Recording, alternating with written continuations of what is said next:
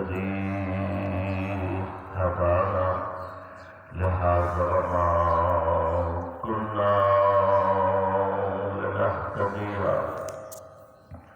لولا أن هدانا الله لقد جاءت رسل ربنا بالحق الصلاة والسلام على رسول المصدق المصطفى الأمجد المحمود الأحمد أبي القاسم محمد اللهم صل على محمد وآل محمد والصلاة والسلام على أسد الله الغالب غالب على كل غالب علي بن أبي طالب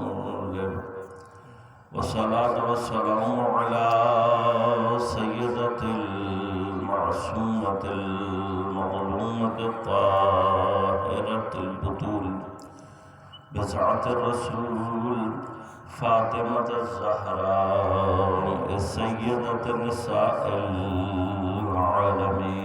العالمين والصلاة والسلام على الحسن المجتبى والحسين المظلوم وأهل بيته الطيبين الطاهرين المعصومين المظلومين المنتجبين المنتخبين لا سيما بقية الله في الأراضين روحي وأرواح العالمين لتراب مقدمه الفدا ولعنة الله على أعدائهم أجمعين أما بعد قال الله تعالى في كتابه الكريم بسم الله الرحمن الرحيم ولا تقولوا لمن يقتل في سبيل الله أموات بل أحياء ولكن لا تشعرون صدق اللهم صل على محمد وآل محمد عزیزان گرام قدر سامعین محترم اللہ تعالیٰ نے سید الشہداء سن 1444 ہجری عاشور محرم کے لیے ہم نے فلسفہ موت و حیات اور شہادت کے عنوان سے اپنی گفتگو کا جو آغاز کیا ہے آج ہم اس کے تیسرے مرحلے میں داخل ہو رہے ہیں موضوع پر گفتگو کے لیے سورہ مبارک بقرہ کی 154 نمبر آیت کو سرنامہ کلام کے طور پر انتخاب کیا اور آپ کی خدمت میں تلاوت کا شرف حاصل کیا۔ پروردگار عالم ارشاد فرما رہا ہے وَلَا تَقُولُوا لِمَنْ يُقْتَلُ فِي سَبِيلِ اللَّهِ أَمْوَاتٌ، اور مت کہو ان لوگوں کے لیے جو اللہ کے راستے میں قتل ہو گئے ہیں، مت کہو ان کے لیے موت، ان کو مردہ مت کہو۔ کیوں نہ کہو ان کو مردہ؟ بل احیاء، بلکہ وہ زندہ ہیں، ولیکن لا تشعرون، لیکن تمہیں ان کی حیات کا شعور اور ادراک نہیں۔ موت اور حیات معمولاً ان مفاہیم میں سے ہے جس کے بارے میں ہم اکثر اپنے لیے یہ سمجھتے ہیں کہ ہمیں معلوم ہے کہ موت کسے کہتے ہیں اور حیات کیا ہوتا ہے، لیکن قرآن کریم انسانی عقل اور انسان کے شعور اور ادراک کو جب بیدار کرنے کے مرحلے میں آتا ہے تو بعض اوقات قرآن کی گفتگو ایسی ہوتی ہے جو انسانی عقل کو چیلنج کر رہی ہوتی ہے۔ ان میں سے ایک مقام اس آیت میں ہے، ایک طرف آیت کیا کہہ رہی ہے، یقتل فی سبیل اللہ، یعنی کیا اللہ کے راستے میں قتل کر دیے گئے، مقتول فی سبیل اللہ۔ اب قتل کا معنی کیا ہے؟ کل میں نے آپ کی خدمت میں عرض کیا تھا، جب روح اور بدن میں جدائی پیدا ہو جائے اور اس کا سبب کوئی اور ہو، کوئی شخص ہو اس کا باعث، تو یہ موت قتل کہلاتا ہے۔ اگر کوئی شخص باعث نہ ہو، یہ امر طبیعی طور پر ہو جائے، خود پیش آ جائے، تو موت کہلاتا ہے۔ اس کے علاوہ موت اور قتل میں کوئی فرق نہیں۔ لیکن خدا کیا کہہ رہا ہے؟ کہہ رہا نہیں، میرے راستے میں اگر قتل ہوا ہے تو یہ مردہ نہیں۔ سبحان اللہ۔ صرف یہ بات نہیں کہ مردہ نہیں ہے، اس کو مردہ مت کہو، بل احیا، بلکہ یہ زندہ ہے۔ اب ہماری جو زندگی کی ڈیفینیشن، یا یوں کہہ لیجیے کہ جو ہم نے زندگی کو سمجھا ہے، اس کے مطابق یہ مر چکا ہے، لیکن قرآن آ کے کیا کہہ رہا ہے؟ یہ زندہ۔ کل میں نے آپ کی خدمت میں عرض کیا کہ صرف ہماری ڈیفینیشن کا مسئلہ نہیں ہے، حتیٰ میں نے کل مثال دی تھی، مثال کو دہراؤں گا اور پھر انشاءاللہ کوشش کروں گا کہ مراحل کو تیزی کے ساتھ طے کروں۔ حتیٰ ہمارے سامنے اگر دو جنازے لا کر رکھ دیے جائیں، دونوں کی موت ایک ہی طریقے سے ہوئی ہو، ایک ہی وقت پر ہوئی ہو، صرف ایک فی سبیل اللہ قتل ہوا ہو اور ایک شخص کو حرام کام کرتا ہے، درود پڑے گا پتہ۔ اللہم صلی علی محمد وآل محمد۔ دونوں میں فرق صرف کیا ہو؟ ایک اللہ کے راستے میں قتل ہوا ہو اور ایک کوئی حرام کام کرتے ہوئے۔ دونوں کے ساتھ ہمارا سلوک ایک ہی ہے، دونوں کو ہی غسل و کفن دے کر نماز جنازہ پڑھیں گے، دفنا دیں گے۔ لیکن خدا کیا کہہ رہا ہے؟ خدا کہہ رہا نہیں، جو میرے راستے میں مارا گیا ہے یہ زندہ ہے۔ اب یہ کیسے زندہ ہے؟ آیا حیات اس طریقے سے ہو سکتی ہے یا نہیں؟ تو کل میں نے آپ کو مثال دی۔ البتہ صرف مثلا یہ مرحلہ بیجوں میں اور پودوں میں نہیں ہے، اور بہت سارے جو مخلوقات ہیں یا جاندار ہیں ان کے اندر یہ کیفیت پائی جاتی ہے۔ مثلا میں ایک مثال اور دے دوں، بیکٹیریا زندہ ہوتے ہیں یا نہیں ہوتے؟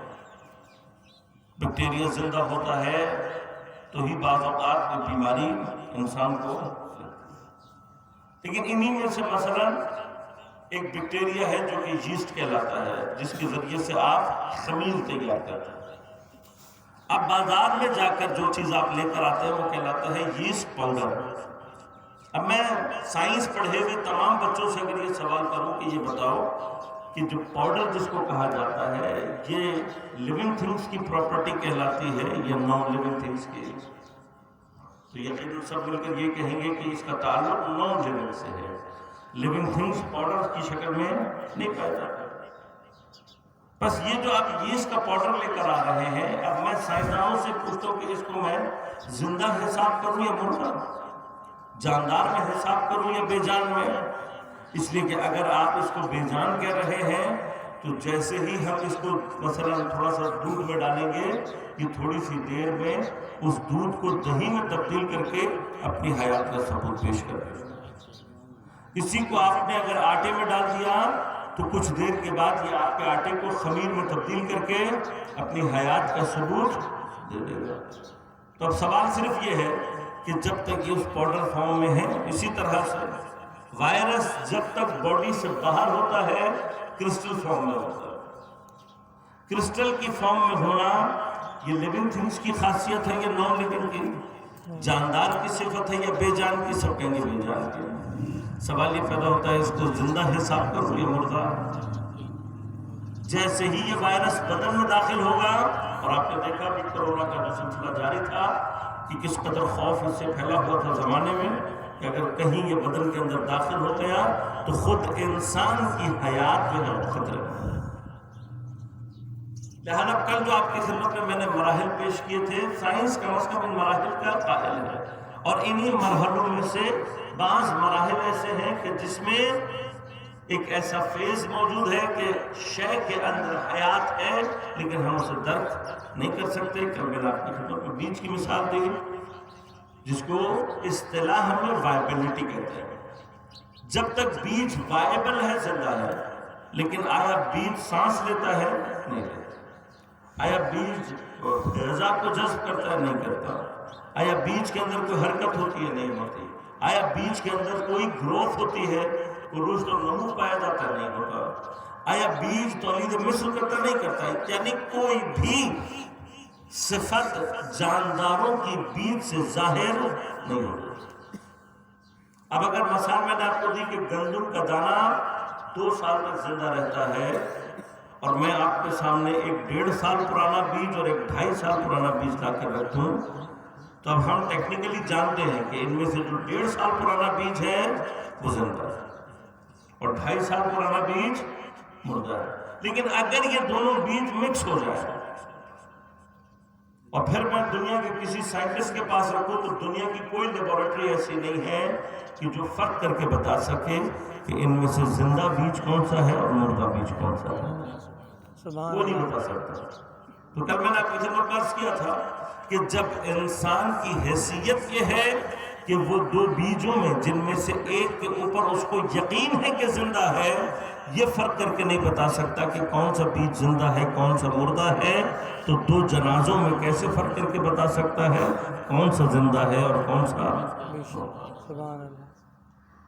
اب یہ تو مرحلہ ہو گیا تھا کہ حیات اس انداز سے امکان ہے، پائی جا سکتی ہے کہ کسی شے میں حیات ہو لیکن اس سے حیات کا کوئی اثر ظاہر نہ ہو۔ اب سوال صرف یہ ہے کہ آیا کوئی امکان ہے اس بات کا کہ ہم کسی طرح سے یہ پتہ لگا سکیں کہ ان میں سے کون سا بیج زندہ ہے؟ بلاخر اگر اس کے اندر کوئی حیات ہے، اس حیات کو درک کرنے کا کوئی راستہ موجود ہے یا نہیں؟ یا تو نہیں درک کیا جا سکتا؟ تو زندہ نگر آگے ان میں سے کوئی بیج زندہ ہے یا نہیں، اس کا ایک راستہ جو ممکن ہے وہ کیا ہے کہ آپ 4 طرح کے عوامل کو جمع کر دیں، ان میں سے جو بھی بیج زندہ ہوگا وہ اپنی حیات کو خود بخود ظاہر کر دے گا۔ سبحان اللہ۔ وہ 4 عوامل، وہ 4 فیکٹرز کیا ہیں؟ تھوڑی سی خاک، تھوڑی سی مٹی، تھوڑی سا پانی، تھوڑی سی روشنی اور تھوڑی سی ہوا۔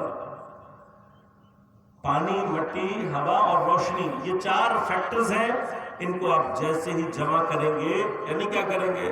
واحد راستہ یہ ہے کہ آپ ان دونوں بیجوں کو زمین میں ڈوب کر پانی، روشنی اور ہوا کا انتظام کر دیں، جس بھی بیج کے سینے میں حیات ہے وہ خود بخود اپنی حیات کو ظاہر کر دے۔ سبحان اللہ، سبحان اللہ۔ لیکن اس کے علاوہ کوئی راستہ اور نہیں ہے، لیکن یہ واحد راستہ ہے جس کے ذریعے سے، بس اس کا مطلب کیا ہے؟ یہ امکان ہو سکتا ہے اگر آپ صحیح وسیلہ اختیار کریں تو پھر آپ حیات کو درک کر سکتے ہیں۔ لیکن میرا سوال اس وقت تھوڑی سی دیر کر روک کر یہ ہے کہ کیا بغیر کسی وسیلے کے آپ اس حیات کو درک کر سکتے تھے؟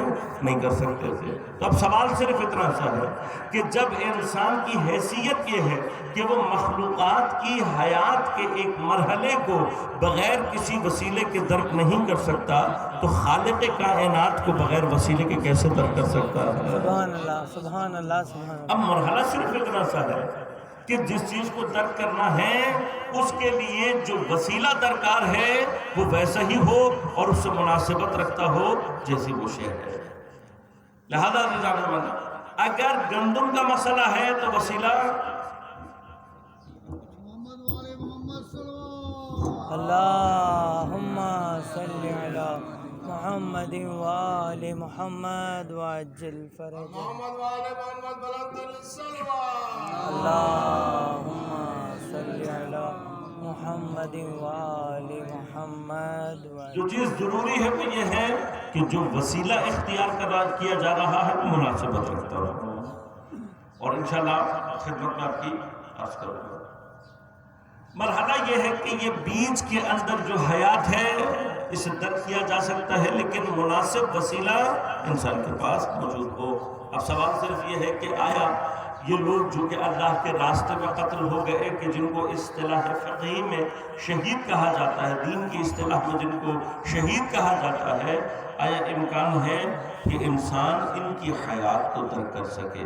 اور اگر ان کی حیات کو درک کرنے کا کوئی راستہ ہے تو آیا قرآن نے وہ راستہ ہمیں تعلیم کیا ہے یا نہیں؟ انشاءاللہ سر وقت آپ کی خدمت میں عرض کروں گا۔ مرحلہ ابھی صرف یہ ہے عزیزان من کہ انسان بیج کی حیات، یہ جو حیات ہے اس کی، یہ اس کے اندر موجود تو ہے لیکن میں نے عرض کیا کہ مختلف بیجوں کی مختلف وائبلٹی ہوتی ہے اور کچھ عرصے کے بعد اس حیات میں ختم ہو جاتا ہے۔ مثلا جیسے ابھی آپ کی خدمت میں عرض کیا، گندم 2 سال تک زندہ ہے اور 2 سال کے بعد جب اس کی وائبلٹی ختم ہو جاتی ہے تو کھانے کے تو کام آ سکتی ہے، دوبارہ اگانے کے کام نہیں آ سکتی۔ لہذا ایک سوال پھر دوبارہ ذہن میں پیدا ہوگا، اگر شہداء کو اللہ تبارک و تعالیٰ کوئی ایسی حیات دے رہا ہے جو کچھ عرصے کے بعد دوبارہ ختم ہو جائے گی، حیات ہے اسی کیفیت کے ساتھ ہے کہ اسے بغیر وسیلے کے ترک نہ کیا جا سکے، یہاں تک بات واضح ہوگی۔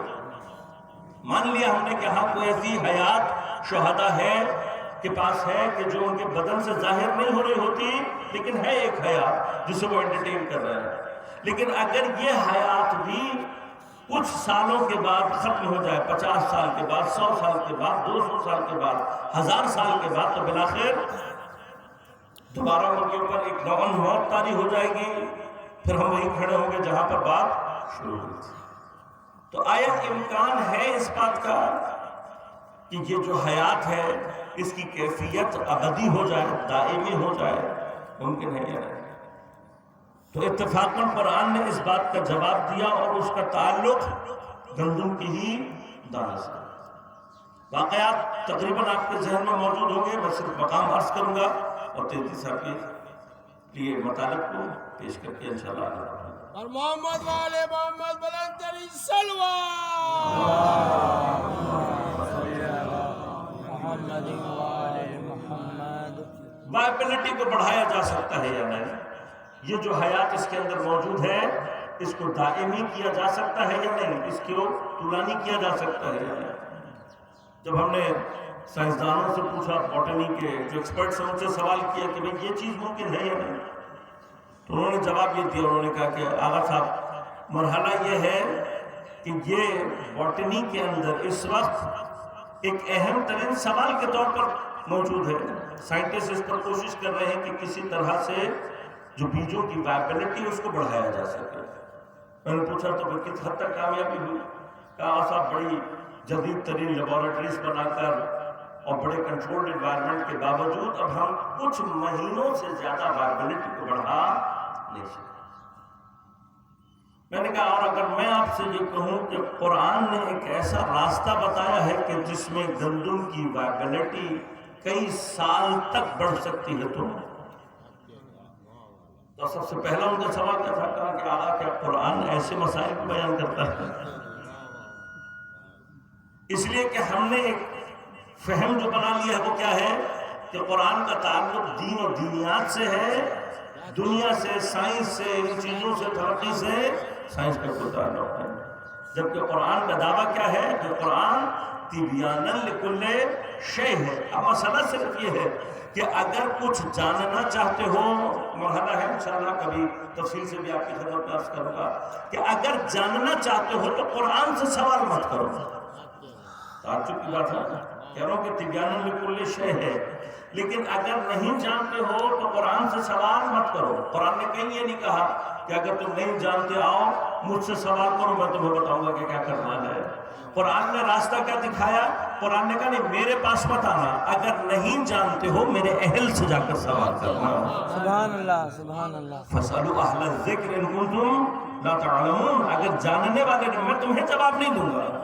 ہوں تبیانا لکل شیء، میرے اندر ہر شے کا بیان موجود ہے، میں ہر شے کا علم اپنے اندر رکھتا ہوں۔ وَلَا رَبٍ وَلَا يَابِسٍ إِلَّا فِي كِتَابٍ، کوئی خوشگوار ایسا نہیں ہے کہ جو قرآن میں موجود نہ ہو۔ کل شیء احصیناہ کتابا، اللہ تعالیٰ فرماتا ہے ہم نے ہر شے، کل شیء ناصب اللہ کو کہتے ہیں، ہر شے کا احصاء ہم نے کتاب کے اندر کر دیا ہے۔ تو اب وہ کتاب جو ہر شے کا احصاء کیے ہوئے ہے وہ جواب دے گی نہیں، وہ جواب نہیں دے گی۔ وہ کیا کہتی ہے؟ فَاسْأَلُوا أَهْلَ الذِّكْرِ إِن كُنتُمْ لَا تَعْلَمُونَ، میں جواب نہیں دوں گا، میں صرف اپنے اہل کو بتاؤں گا کیا کرنا ہے، اہل کا کام ہے تم تک پہنچانا۔ لہذا اہل قرآن، اب اہل قرآن کون ہوگا؟ خود کتاب کہتی ہے کہ اہل قرآن میری طرح سے وہ ہوگا جس کے لیے خود قرآن یہ کہے کہ کل شیء احصیناہ فی امام مبین۔ سبحان اللہ۔ کہا مجھ سے یہ جو تاریخ میں ایک نعرہ لگایا حسبنا کتاب اللہ، یہ نعرہ اگر اس کا اہل لگائے تو صحیح ہے، نہ اہل لگائے تو نعرہ غلط ہے۔ نہ اہل کے لیے کتاب کافی نہیں ہے، اپنے اہل کے لیے۔ لہٰذا ہمارا کام قرآن سے سوال کرنا نہیں ہے، ہمارا کام اہل قرآن سے سوال کرنا ہے۔ لہٰذا جو کوئی بھی اہل قرآن کو چھوڑ کر قرآن کا کوئی معنی کر رہا ہے، وہ معنی تفسیر بالرائے ہے اور پیغمبر نے اس سے منع فرمایا۔ لہٰذا جزانے والا اب قرآن جواب دیتا ہے، قرآن اپنے اہل کے ذریعے سے انہی سارے مسائل کو حل کرتا ہے۔ زمانہ کون سا؟ جناب یوسف علیہ السلام کا زمانہ۔ اب خود جناب یوسف علیہ السلام کے زمانے کو اگر تاریخی اعتبار سے حل کیا جائے تب بھی حضرت یوسف علیہ السلام کا زمانہ کم از کم 5000 سال قدیم زمانہ، کم از کم کہہ رہا ہوں، ورنہ بعض مورخین کے مطابق آپ کا زمانہ 7 سے 12000 سال پرانا بھی ہو سکتا ہے، امکان۔ لہٰذا بھی بحث میں اس بحث میں نہیں کہنا چاہتا کہ جناب آدم کا زمانہ 10,000 سال پرانا ہے، 20,000 سال پرانا ہے، اور اگر فرض کریں کہ ہم 20 یا 25,000 سال پرانا بھی مان لیں تب بھی وہ جو فوسلز یا وہ ڈھانچے ملے ہیں جو کئی ملین سال پرانے ہیں تو ان کو جوڑا کیسے جائے گا؟ بحث انشاءاللہ اپنی جگہ کبھی موقع نہ تو عرض کروں گا۔ ابھی بحث صرف یہ ہے کہ حضرت یوسف علیہ السلام کا زمانہ جو 3، 5 یا 7,000 سال پہلے اس زمانے میں پرابلم جو پیش آئی وہ آپ جانتے ہیں، میں صرف اشارہ کروں گا اپنے نوجوان دوستوں کے لیے کہ حضرت یوسف علیہ السلام زندان میں ہیں اور وہاں فرعون جو بادشاہ ہے وہ خواب دیکھتا ہے۔ پہلی رات اس نے خواب میں دیکھا کہ 7 گندم کی ہری بھری بالیاں تھیں کہ جن کو 7 خشک بالیوں نے نابود کر دیا۔ کیفیت خواب اتنی دہشت آور تھی کہ وہ خوف سے بیدار ہو گیا، اور پھر اس نے جتنے بھی اپنے زمانے کے تعبیر خواب کرنے والے ماہرین ہو سکتے ہیں مصر کے، ان سب کو جمع کر دیا۔ اب ان کو خواب بتایا، کہا کہ میں نے ایسے خواب دیکھا، اس کی تعبیر بتاؤں مجھے۔ اب انہوں نے جتنا وہ سر جوڑ کر بیٹھے ان کو تعبیر اس خواب کی سمجھ میں نہیں آئی۔ انہوں نے آپس میں فیصلہ کیا، انہوں نے کہا بھائی تعبیر جب ہمیں نہیں پتا تو بادشاہ کو کیسے پتا ہوگی؟ ہم جو ماہرین ہیں جب ہمیں نہیں پتا کہ اس خواب کی تعبیر کیا ہے تو مصر میں کس کو پتا ہوگا؟ کسی کو نہیں پتا، بادشاہ کو بھی نہیں پتا ہوگا۔ انہوں نے کہا بھائی ایسا کرتے ہیں، بادشاہ کو ہمارے اور آپ کی زبان میں ٹرخا دیتے ہیں۔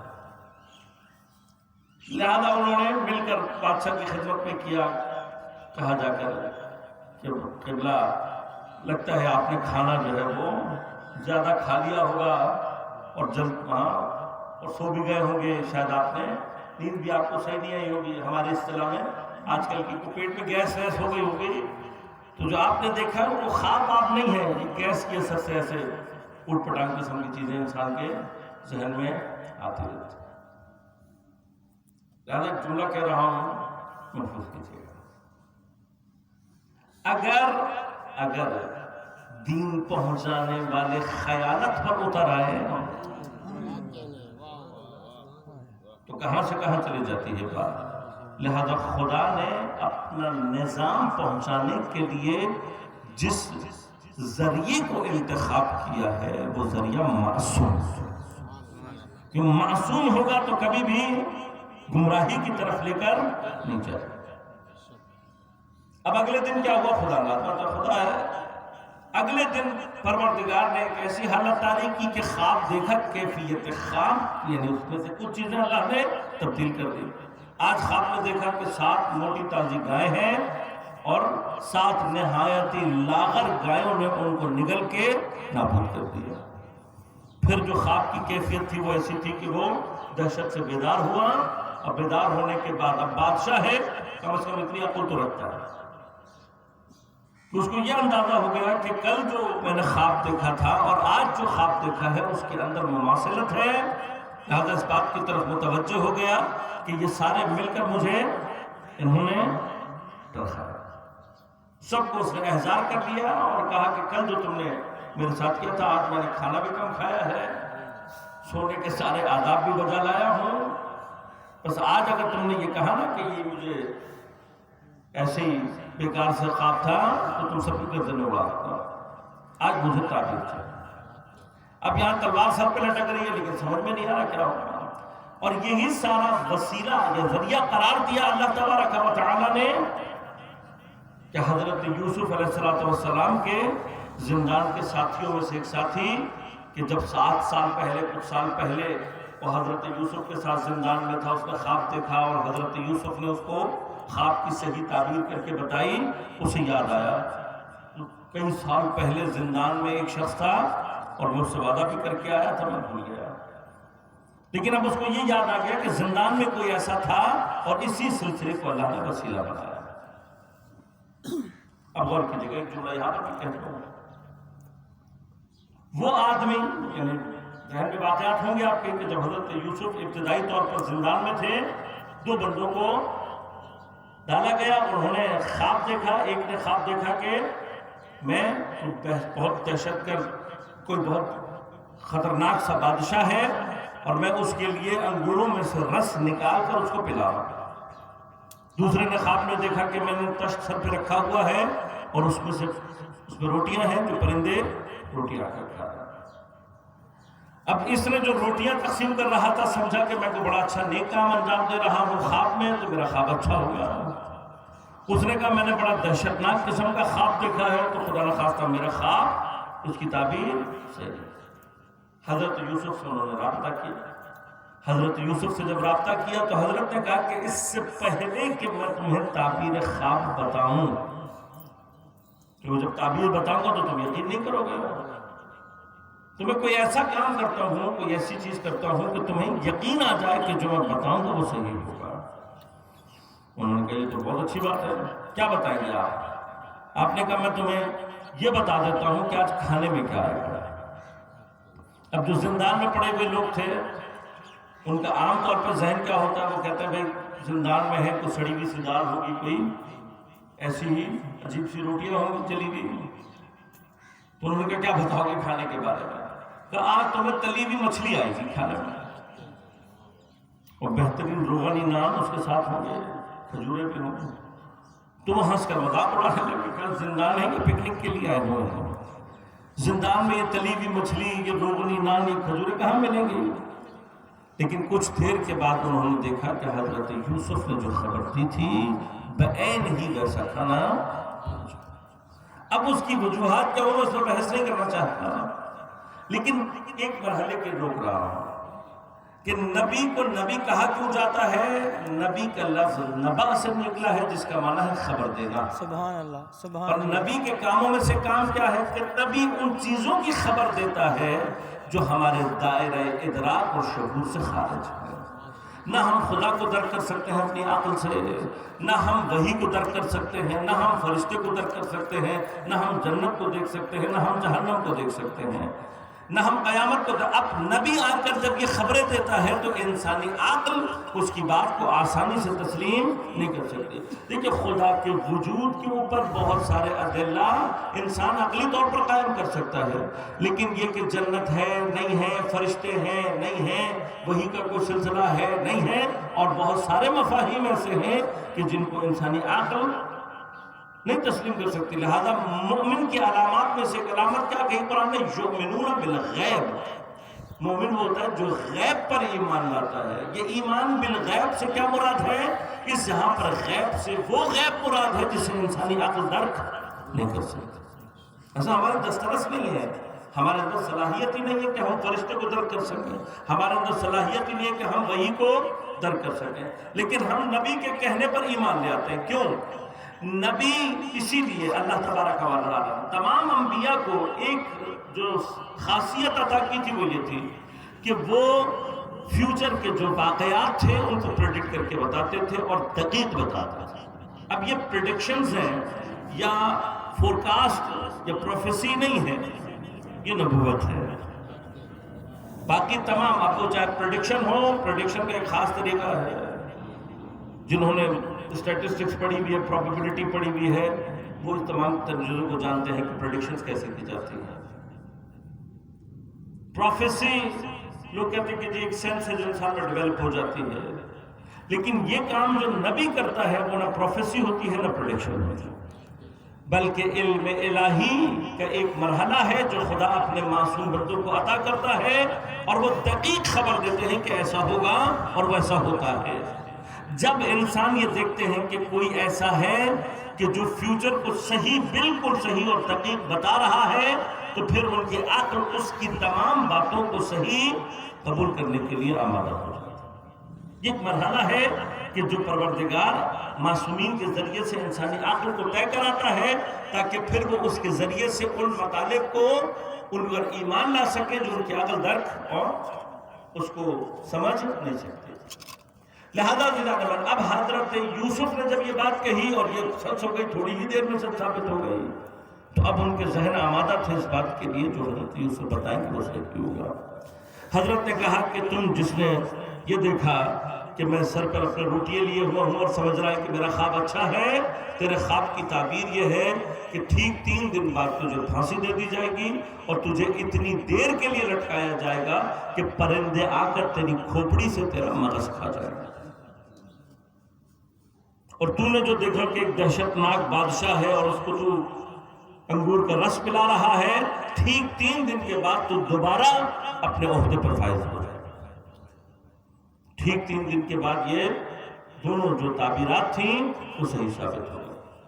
اب یہاں پوری گفتگو کا مقصد نہ صرف یہاں پر یہ آدمی کہ جس کو حضرت نے بتایا تھا کہ تو آزاد ہو جائے گا اور دوبارہ اپنے عہدے پر فائز ہو جائے گا اور بادشاہ کی قربت حاصل کرے گا، جب یہ زندان سے جا رہا تھا تو حضرت یوسف نے ہمارے اور آپ کی موجودہ زبان میں سفارش کے لیے اس سے تھوڑی سی دیر اس کو کہا کہ بھئی تم جا رہے ہو، بادشاہ کے مقرب ہو جاؤ گے تو میری ذرا سفارش کر دینا کہ میں بے گناہ یہاں پڑا ہوں۔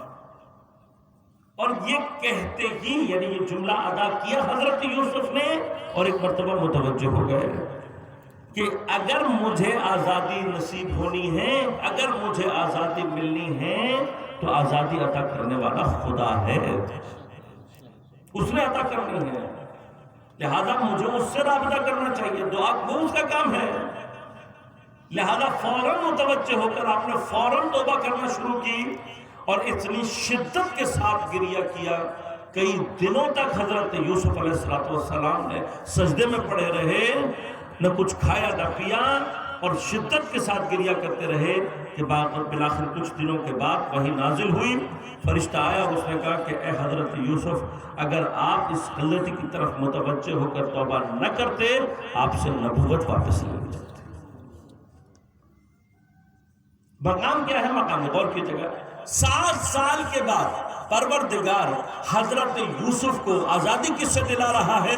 اسی شخص سے دلا رہا ہے جس سے حضرت یوسف نے سفارش کی۔ یعنی اب میں بات کو تھوڑا سا اگر سمجھنے کی کوشش کروں تو یہ ہے، حتیٰ اس وقت بھی اللہ تبارک و تعالیٰ اسی شخص کے ذریعے سے حضرت یوسف کو آزادی دلا تھا، لیکن اس واقعے میں اللہ تبارک و تعالیٰ نے مجھے اور آپ کو یہ بات سمجھاتی ہے، کسی شے کو وسیلہ قرار دینا نہ دینا، تم تک کوئی چیز پہنچانا نہ پہنچانا، یہ میرا کام ہے۔ لہذا اگر رزق چاہیے تو مجھ سے مانگو، اگر پریشانی کو دور کروانا ہے تو مجھ سے بات کرو، کس کو میں نے وسیلہ قرار دینا ہے کس کو قرار نہیں دینا، یہ میرا کام ہے۔ ہماری مشکل کیا ہے؟ ہماری مشکل ہے جب ہم پر مشکل آتی ہے تو ہمیں سب سے پہلے لوگ یاد آتے ہیں، فلاں صاحب سے بات کروں گا وہ میری مشکل حل کر دیں گے، فلاں صاحب سے کہوں گا وہ میری مشکل حل کر دیں گے، فلاں میرا بہت اچھا دوست ہے وہ میرا مدد کر دے گا، فلاں صاحب سے میرے بہت اچھے تعلقات ہیں وہ میری مدد کر دیں گے، فلاں صاحب کی میں نے فلاں جگہ مدد کی تھی، اب میں ان سے کہوں گا تو یقیناً میری مدد کر دیں گے۔ جب مومن اس طریقے سے سوچ رہا ہوتا ہے تو خدا ایک کام کیا کرتا ہے، جو کچھ اس نے سوچا ہوتا ہے سارے رابطے منقطع کر دیتا ہے، ہر دروازہ بند کر دیتا ہے۔ جس کے پاس آپ جاتے ہیں وہ خود کسی مشکل میں گرفتار، کہتا ہے قبلہ معذرت چاہتا ہوں ابھی اس وقت حالات نہیں ہے، یقیناً آپ کی مدد کرتا لیکن خود مشکل میں ہوں، سارے دروازے بند کرتا ہے تاکہ میرا بندہ متوجہ ہو، اگر تم تک کسی کے ذریعے سے پہنچے گا میں پہنچاؤں گا، تم نہیں پہنچا سکتے۔ اور محمد والے محمد بلند ترین صلوات۔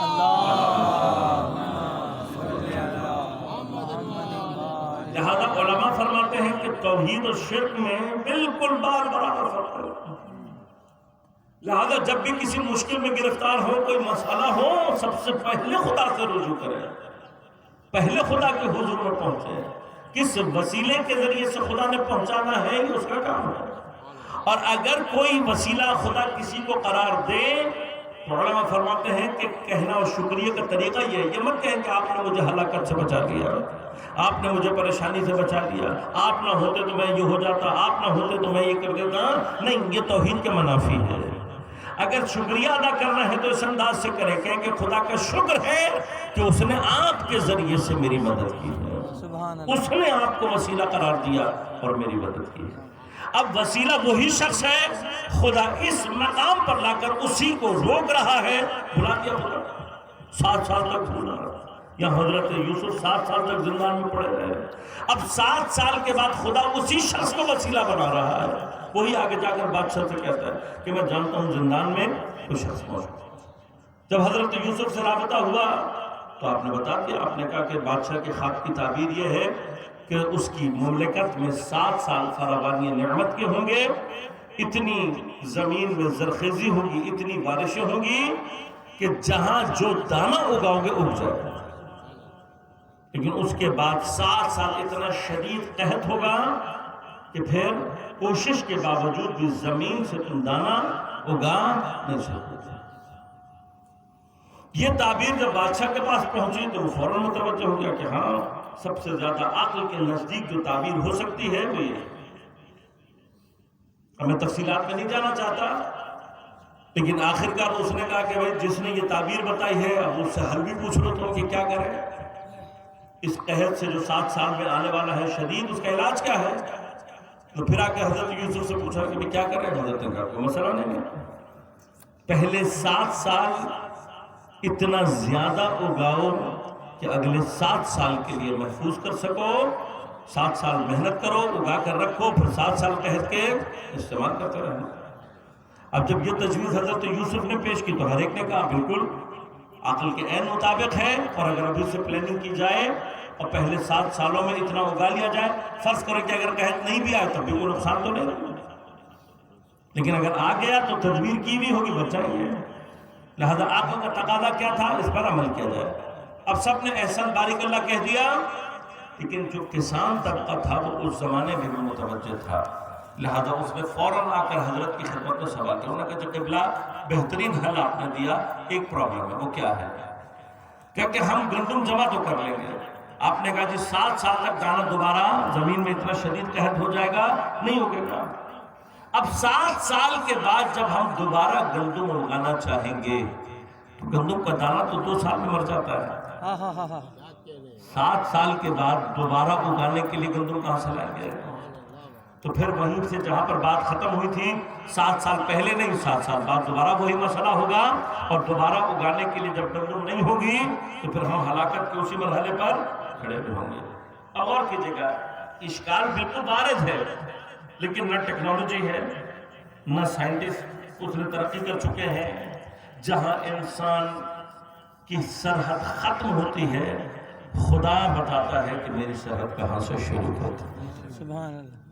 اب کوئی وسیلہ نہیں ہے، کوئی حساب کتاب نہیں ہے، وہاں پر اللہ تبارک و تعالی نے سولوشن دیا۔ آج سے اگر قرآن کی بات بھی کی جائے تو 1400 سال پہلے، جب سائنٹسٹ نے یہ سوچا بھی نہیں تھا کہ وائبلٹی کو بڑھایا بھی جا سکتا ہے، قرآن 1400 سال پہلے حل دے رہا ہے۔ حل کیا دیا قرآن نے؟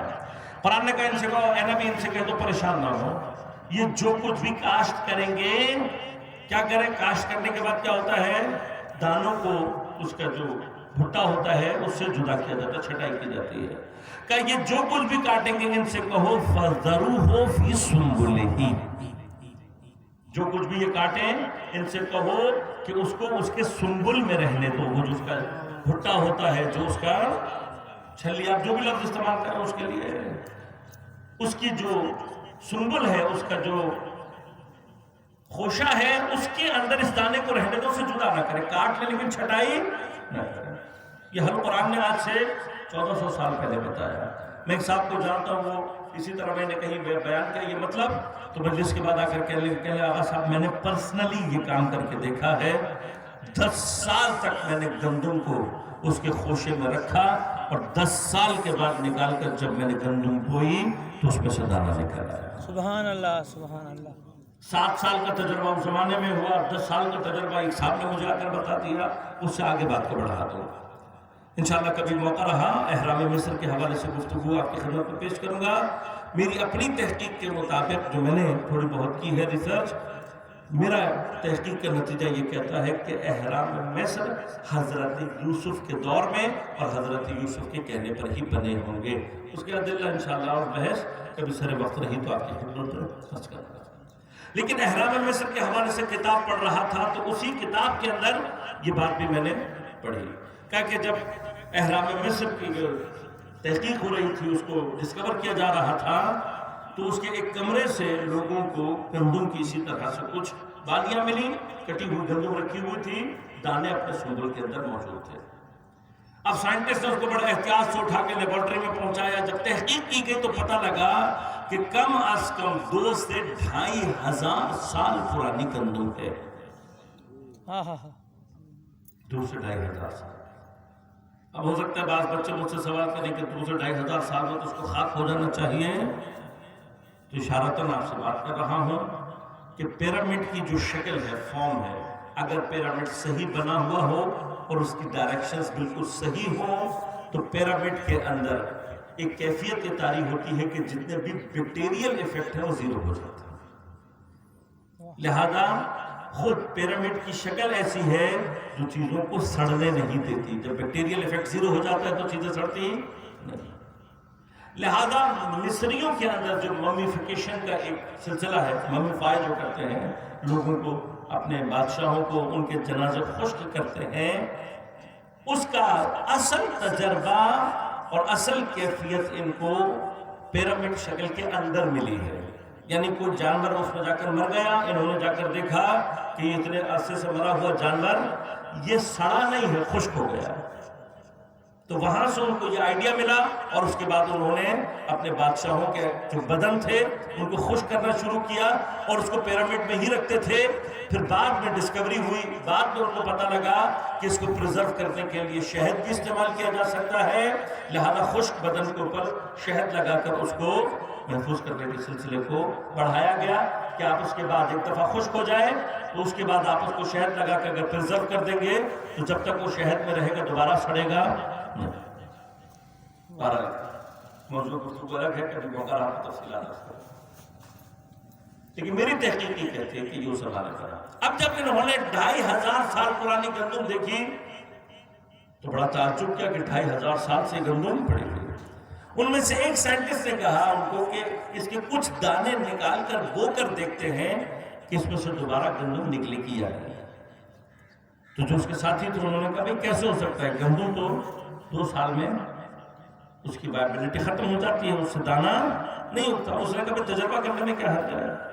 تو اس کے اسرار پر انہوں نے کیا کیا، کچھ دانے نکال کر بوئے اور ان کی حیرت کی انتہا نہیں رہی جب انہوں نے دیکھا کہ ان دانوں سے دوبارہ پودا سبحان اللہ اور گندم نکل آئے۔ 2500 سال۔ اب بس ایک نقطہ دے کر آج آپ کی زحمتوں کو تمام کر رہا ہوں۔ ساری بحث اور ساری گفتگو میں نے آپ کو اس نقطے تک پہنچانے کے لیے کہی کہ خدا نے ہمیں حیات کو طولانی کرنے کا راستہ کیا بتایا؟ راستہ یہ بتایا جب تک دانہ اپنے سنبل کے ساتھ جڑا ہوا۔ لہذا اب میں نے یہ جو ساری محنت کی ہے اس کو آپ تک پہنچانے کے لیے، ایک حدیث کا معنی، ایک مقام آپ کی خدمت میں پہنچانے کے لیے ساری محنت کی ہے، لہذا بس تھوڑی سی توجہ چاہوں گا اور پھر آپ کی زحمتوں کو تمام کروں گا۔ محمد والے محمد بلندری سلوہ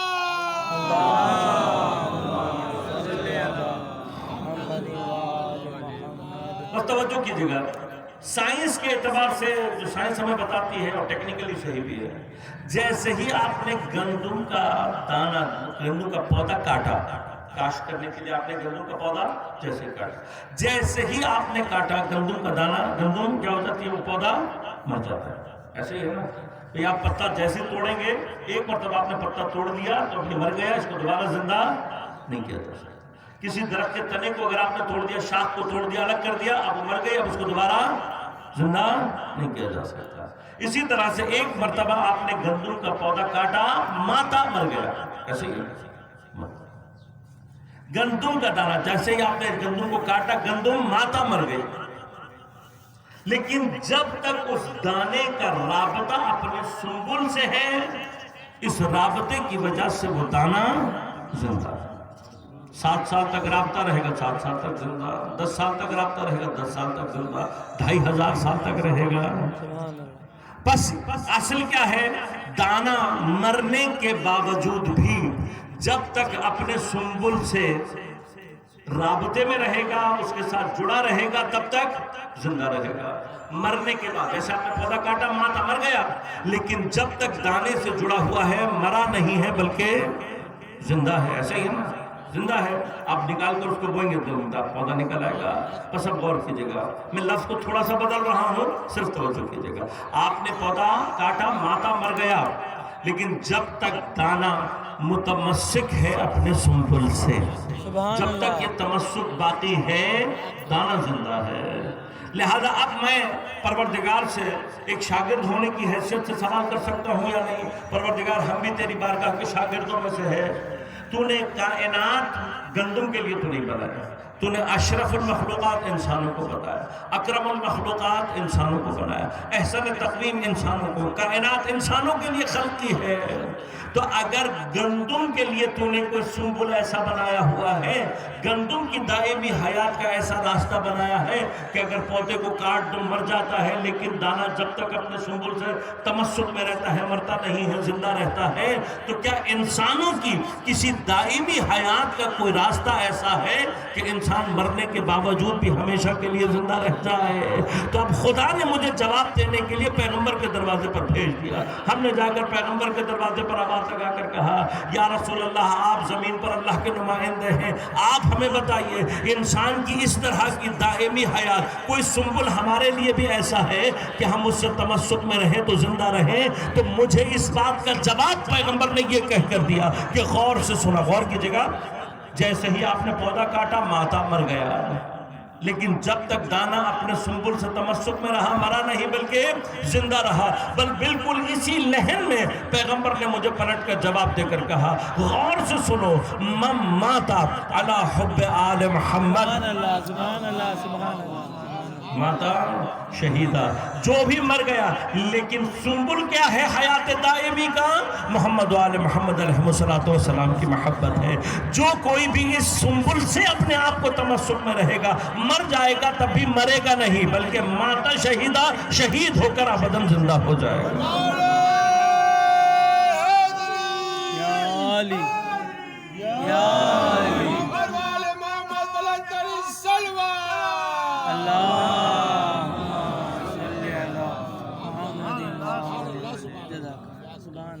جب تک اہل بیت کی محبت سے جڑا ہوا ہے۔ انشاءاللہ موقع پہنچا، وہاں تک بات اگر حیات تک پہنچی تو آپ کی خدمت میں عرض کروں گا کہ اصل کائنات میں اگر کہیں حیات ہے تو اہل بیت کی محبت کی وجہ سے۔ اگر اہل بیت کی محبت نہیں ہے تو پھر حیات نہیں۔ حیات اگر ہے تو کس وجہ سے ہے؟ اہل بیت کی محبت کی وجہ سے۔ اگر اہل بیت کی محبت نکال دو تو حیات ختم ہو جاتی ہے۔ اصل کائنات میں مایہ حیات کون ہے؟ اہل بیت اطہار اور ان کی محبت۔ بس اگر محبت ہے، غور کیجئے گا، اگر محبت ہے تو زندہ ہے، سانس لے رہا ہے تب بھی زندہ ہے، سانس نہ لے لیکن محب اہل بیت ہو تب بھی زندہ ہے، فرق نہیں پڑتا۔ اور اگر اہل بیت کی محبت نکال دو تو سانس نہ لیتا ہوا بھی مردہ ہے، اور اگر محبت دل میں نہیں ہے تو سانس لیتا ہوا بھی مردہ ہے۔ بس کچھ جنازے ایسے ہوتے ہیں جو زندہ ہوتے ہیں، اور کچھ ایسے ہوتے ہیں جو چلتی پھرتی لاشیں کہلا رہی ہوتے ہیں۔ لہذا قرآن کریم کے اگر حیات کا تصور، موت کا تصور سمجھ میں آ جائے، مسئلہ حل ہو جاتا ہے۔ کچھ جنازے زندہ کہلا رہے ہوتے ہیں اور کچھ چلتی پھرتی لاشیں۔ بس ایک شعر میں ہمارے کوئٹہ کے ایک شاعر تھے، انہوں نے اس مطلب کو بیان کیا، وہ آپ تک پہنچاؤں اور رحمتوں کو تمام کروں گا۔ اختر حسین زیدی صاحب خدا ان کی روح کو غریق رحمت کرے، اسی سارے مطلب کو انہوں نے ایک ربائی میں اس طریقے سے بیان کیا، کہنے لگے کہ کہا یہ مجھ سے کسی نے کہ مر گیا ہے فلاں، کہا یہ مجھ سے کسی نے کہ مر گیا ہے فلاں، کہا یہ میں نے، وہ اپنا نہ اپنے رب کا تھا، نہ اپنا نہ اپنے رب کا تھا، وہ اہل بیت کا دشمن تھا، تم نہیں سمجھے۔ کہا یہ مجھ سے کسی نے کہ مر گیا ہے فلاں، کہا یہ میں نے، وہ اپنا نہ اپنے رب کا تھا، وہ اہل بیت کا دشمن تھا، تم نہیں سمجھے، دفن وہ آج ہوا ہے، مرا تو کب کا تھا، دفن وہ آج ہوا ہے، مرا تو کب کا تھا۔ محبت اہل بیت نہ ہو تو چلتا پھرتا بھی چلا جائے، اور اگر محبت اہل بیت ہو تو پھر مرنے کے باوجود بھی مادہ شہیدہ زندہ، جو اس زندگی کو درک کر لے پھر اس کے لیے موت احلی من الاصل بن جاتی ہے، شہید سے زیادہ شہید۔ کل انشاءاللہ آپ کی خدمت میں عرض کروں گا قسم موت کی تعریف لغت میں کیا ہے، اور پھر انشاءاللہ توفیق رہی اس سلسلے کو آگے بڑھائیں گے کہ لغت میں موت کیا ہے، دین موت کا کیا تصور دیتا ہے، اور انشاءاللہ مطالب آپ کی خدمت میں عرض کروں گا۔ جس طرح سے جناب مسلم ابن عقیل وہ شہید ہیں کہ جو کربلا سے دور اور کربلا سے پہلے شہید ہونے کے باوجود کربلا کے شہداء میں شامل اور ان سے متصل ہیں، اسی طرح سے جناب مسلم کے دو بچے ہیں جو کربلا سے دور اور کربلا کے بعد شہید ہونے کے باوجود کربلا کے شہیدوں سے متصل۔ یہ وہ افراد ہیں کہ زیارت عصر عاشوراء اور زیارت اربعین میں ائمہ نے ان کو سلام کیا اور ان کے اسماء گرامی کو زیارت کا حصہ بنا کر ائمہ نے ہمیں سمجھایا کہ یہ شہدائے کربلا سے جدا ہیں، اور یہیں سے یعنی یہی وہ مقام ہے کہ جو ہمیں یہ سمجھاتا ہے کہ کربلا سے متصل ہونے کے لیے جغرافیائی اعتبار سے کربلا میں پہنچنا ضروری نہیں ہے، کربلا سے متصل ہونے کے لیے زمانے کے اعتبار سے 61 ہجری میں آپ کا ہونا ضروری نہیں ہے، بلکہ چاہے کربلا سے پہلے ہوں، چاہے کربلا کے بعد ہوں، چاہے کربلا سے سرزمین کے اعتبار سے، جغرافیائی اعتبار سے، مکانی اعتبار سے دور ہی کیوں نہ ہو، اگر آپ کا مقصد کربلا کے مقصد سے جڑا ہوا ہے تو آپ کربلا کے ساتھ ہیں۔ اسی مقصد کا مرحلہ ہے حضرت مسلم۔ بعض روایات کے مطابق آپ کے 4 بیٹے ہیں جن میں سے 2 کربلا میں شہید ہوئے اور 2 بیٹے آپ کے ساتھ موجود تھے کوفہ میں۔ جب حضرت مسلم کی شہادت ہوئی تو پھر کوفہ میں ان بچوں کو پناہ دینے والا کوئی نہ تھا، لہذا یہ بچے در بدر کی ٹھوکریں کھاتے ہوئے بالآخر ابن زیاد کے سپاہیوں کے ہاتھ چڑھ گئے۔ دونوں بھائیوں کو سخت قید میں رکھا گیا اور اس طریقے سے قید کیا گیا کہ دونوں شہزادوں کو الگ الگ زندان میں ڈالا۔ تاریخ نے مختلف نام لیے ہیں لیکن جو مشہور نام ہے، ایک بیٹے کا نام عبداللہ ہے اور ایک کا نام ابراہیم۔ سال گزر گیا، دونوں شہزادوں نے ایک دوسرے کی شکل نہیں دیکھی، لیکن نبوت کے گھرانے کے پروردہ ہیں، اخلاق، کردار، عبادتوں کا ذوق اور شوق ایسا ہے کہ 10 اور 11 سال کے سن میں بھی جو زندان بان ہے وہ یہ دیکھ رہا ہے کہ یہ بچے عام قیدی نہیں ہیں، اور اس پوری مدت میں ان بچوں کو مسلسل دیکھنے کے باوجود بالآخر اس کے رویے میں نرمی کی کیفیت پیدا ہوئی۔ تو سال بعد بڑے بھائی نے جرأت کر کے اس زندان بھائی کون سے کہا کہ بھائی تیری بڑی مہربانی ہوگی، مجھے سال ہو گیا ہے اپنے بھائی کو دیکھے ہوئے، کچھ دیر کے لیے مجھے میرے بھائی سے اس نے کہا میں بڑے عرصے سے آپ لوگوں کو دیکھ رہا ہوں، بھائی سے تو ملوا دوں گا، لیکن یہ بات بتائیں آپ ہیں کون؟ مجھ سے تو یہ کہا گیا کہ آپ کسی باغی کی اولاد ہیں اور آپ پر سختی کی جائے، اس لیے میں آپ پر سختی کر رہا تھا۔ تو جو بڑا بھائی تھا اس نے کہا کہ ہم مسلم ابن عقیل کے فرزند بیٹے۔ جیسے ہی یہ سنا ایک مرتبہ تڑپ کر پیروں میں گر گیا اور کہنے لگا شہزادے مجھے معاف کر دینا، مجھے تو یہ بات معلوم ہی نہیں تھی کہ آپ کا تعلق حضرت پیغمبر سے ہے، میں معافی چاہتا ہوں، میں نے جو کچھ بھی کیا لا علمی میں کیا۔ گیا بھاگ کر دونوں دوسرے بھائی کو لے کر آیا، دونوں بھائی ایک دوسرے سے گلے مل کر کافی دیر تک روتے رہے۔ اس کے بعد اس نے کہا شہزادہ اگر کوئی خدمت ہو تو مجھے بتاؤ۔ انہوں نے کہا کہ اگر تیرے لیے ممکن ہے تو کسی طرح سے ہمیں مدینہ تو رسول پہنچا۔ اس نے کہا شہزادوں میرے بس میں یہ نہیں ہے، لیکن میں یہ ضرور کر سکتا ہوں کہ اپنی زندگی کو داؤ پر لگا کر آپ کو زندان سے آزاد کر دوں۔ شہزادوں نے کہا تو اتنی ہی مہربانی کرتے ہمارے اوپر کافی ہے۔ اب جب آزاد کرنے لگا تو ایک مرتبہ جب بچے جا رہے تھے تو اس نے ہاتھ پکڑ کر روک لیا۔ شہزاد ایک مرتبہ دوبارہ خوف کی کیفیت میں آ گئے کہ خدا جانے شاید اس کی نیت میں تبدیلی آ گئی۔ پلٹ کر کہنے لگے تو جانتا ہے ہمارے پاس کچھ ہے نہیں تجھے دینے کے۔ کہنے لگا شہزادہ مجھے آپ سے کچھ نہیں چاہیے، بس ایک چھوٹی سی درخواست ہے۔ کہا کیا درخواست؟ کہا میں نے جو انجانے میں غلطی کر دی ہے میں بہت نادم ہوں، آپ کا تعلق ذریت پیغمبر سے، مجھے یہاں وعدہ دے کر جاؤ قیامت کے دن جب آپ کے جج کے سامنے آئے آپ میری شفاعت کریں۔ شہزادوں نے وعدہ کیا، اس نے ان کو آزاد کر دیا، لیکن تھوڑی سی دیر کے لیے سوچیں جناب مسلم کو جب کوفے میں راستہ نہیں مل سکا تھا تو چھوٹے بچوں کو کوفے میں راستہ، سارا دن بھٹکتے بھٹکتے بالآخر نہر کے پاس پہنچے، تھکے ہوئے ہیں، بھوکے پیاسے ہیں، خوف کے عالم میں درخت کے اوپر چڑھ کر ایک دوسرے سے گلے مل کر بیٹھ گئے۔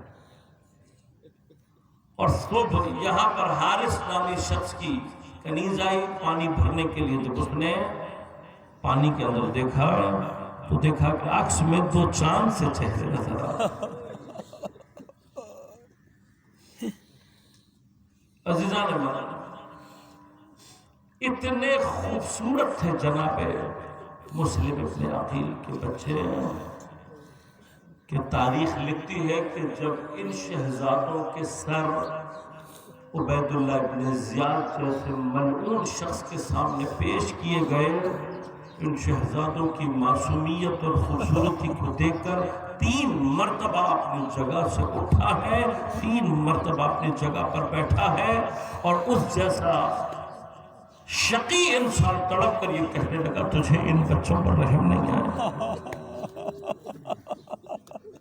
اب جب اس کنیز نے دیکھا، ایک مرتبہ تڑپ کر طرف پر دیکھا، دونوں شہزادے جب پیار سے گفتگو کی تو بچے نیچے آ گئے، سینے سے لگا کر پیار کر کے پوچھا۔ جب انہوں نے بتایا، اب مومنہ تھی، دونوں کو بڑی حفاظت سے گھر میں لے گئی اور لے جا کر زیر زمین انہیں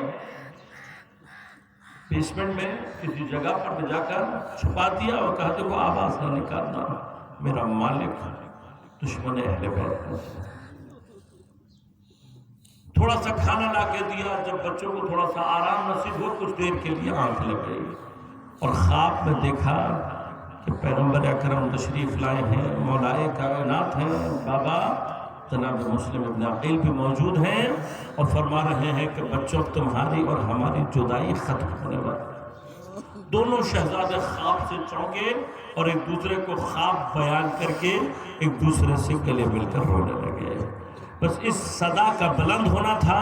حارث ملعون ایک مرتبہ متوجہ ہوا، دوڑتا ہوا آیا، اور جب زیر زمین پہنچا اور اس نے بچوں کو دیکھا تو ایک مرتبہ تعجب سے کہنے لگا کہ جو گوہر ڈھونڈتا پھر رہا تھا پورے کوفہ میں وہ میرے گھر کے اندر موجود ہے۔ راوی کہتا ہے دونوں شہزادوں کو بالوں سے پکڑ کر دونوں کے چہروں پر تماچوں کو مارا اور اس کے بعد دونوں کو رسی سے باندھ دیا کہ صبح لے جا کر تمہیں قتل کروں گا۔ صبح اپنے بیٹے اور غلام کو لے کر چلا ہے، دونوں شہزادوں کے ہاتھ باندھے ہوئے ہیں، نہر کے کنارے لے کر آیا اور ایک مرتبہ اپنے غلام سے کہا جاؤ اور جا کر ان دونوں بچوں کے سر کو قطع کرو۔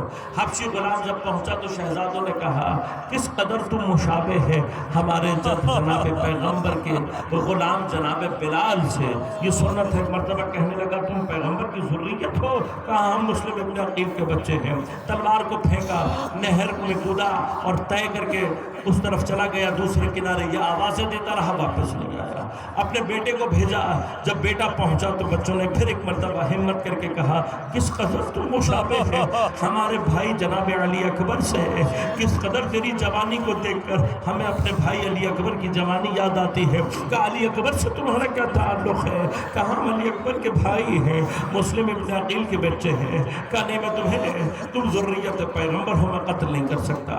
اس نے بھی یہی کام کیا۔ اب جب یہ مرحلہ ہوا تو ایک مرتبہ طیش میں آ گیا، آگے بڑھ کر دوبارہ آگے بڑھا، بچوں کے ننھے ننھے رخساتوں پر تماچے لگائے اور کہا کوئی بات نہیں، تمہیں وہ نہیں قتل کرتے تو میں قتل کروں گا۔ شہزادوں نے کہا دیکھ تجھے ہمارے قتل سے کچھ ملے گا نہیں، تو اگر ہمارے پاس تو ابن زیاد کے سامنے اپنے آپ کو پیش کرنا چاہتا ہے، اس کے ساتھ خوشنودی حد ہمیں لے جا، وہ پھر اس کے بعد جو کچھ ہمارے ساتھ کرے گا نہیں قتل کروں گا۔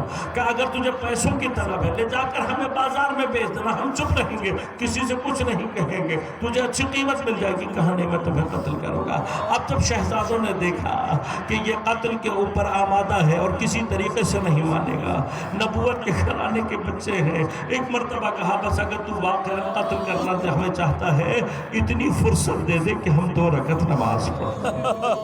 قانون کیا کہتا ہے پلٹ کر کہ اگر نماز تمہیں بچا سکتی ہے پڑھ لو۔ دونوں بچوں نے وضو کیا، نماز پڑھی اور ایک مرتبہ ہاتھوں کو بلند کر کے کہا یا احکم الحاکمین، اس ظالم کے درمیان تو ہی بہترین فیصلہ کرنے والا ہے۔ ابھی بچے دعا کر رہے تھے، یہ آگے بڑھا، قتل کے ارادے سے جب تلوار کو اٹھایا، ایک مرتبہ بڑا بھائی آگے بڑھا اور کہتا ہے پہلے مجھے قتل کر دو، شاید میں قتل ہو جاؤں میرا بھائی بچ جائے، لیکن چھوٹا آگے بڑھا کہتا ہے مجھے پہلے قتل کر دے۔ بس راویوں نے لکھا ایک مرتبہ طیش میں آیا، آ کر پہلے بڑے بھائی کے سر کو قطع کیا، بدن کو اٹھا کر نہر میں پھینک دیا، لیکن راوی کہتے ہیں جو بڑے بھائی کا بدن پانی میں گیا تو ڈوبا نہیں بلکہ پانی کی سطح پر ٹھہرا رہا، گویا چھوٹے بھائی کا انتظار کر رہا ہو۔ پھر دوسرا بار کیا، چھوٹے بھائی کی گردن کو قطع کیا، جنازے کو زمرد ایک مرتبہ نہر میں پھینکا، دونوں شہزادے ایک دوسرے سے بغل کیے ہوئے، دونوں کے جنازے تہ میں بیٹھ گئے۔ سروں کو لے کر جب پہنچا ہے، ابن زیاد سروں کو دیکھ کر کہہ رہا تھا ظالم تجھے ان پر رحم نہ آیا، ارے ان کے دلوں میں رحم کہاں تھا، یہ تو پھر 10-11 سال کے بچے تھے، ارے کربلا میں آ کر دیکھو یہ ظالم وہ ہے جو 6 مہینے کے لیے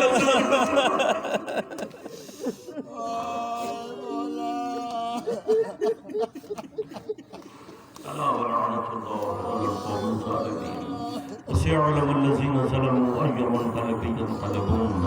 قال لا ہماری عبادت کو اپنی بارگاہ میں قبول و منظور فرما بحق زہرا و ابیہا و بعلہا و بنیہا، منتقم کربلا، منتقم اسیران کربلا، منتقم زہرا۔ امام زمان علیہ السلام کے ظہور میں تعجیل فرما، تمام علماء مراجع اعظام کی حفاظت فرما، تمام عزاداران سید الشہداء کی حفاظت فرما، دشمنان عزاداری، دشمنان مؤمنین کو نیست و نابود فرما، بار الہ تمام بیماروں کو صحت کامل عاجل عنایت فرما، بار الہ تجھے اسیران کربلا کا واسطہ ہے، ہمارے تمام بے گناہ اسیر اور بالخصوص ہمارے برادر عزیز وصال حیدر بھائی کے لیے جلد از جلد بار الہ رہائی کی سبیل مہیا فرما، بار الہ ان کی رہائی میں جتنے بھی عوامل معنی ہیں ان کو نیست و نابود فرما، بار الہ ہم سب کو امام زمان علیہ السلام کے عون و انصار میں شمار ہونے کی توفیق عنایت فرما، اور ربنا تقبل منا انک انت السمیع العلیم برحمتک یا ارحم الراحمین۔ ماتم حسین۔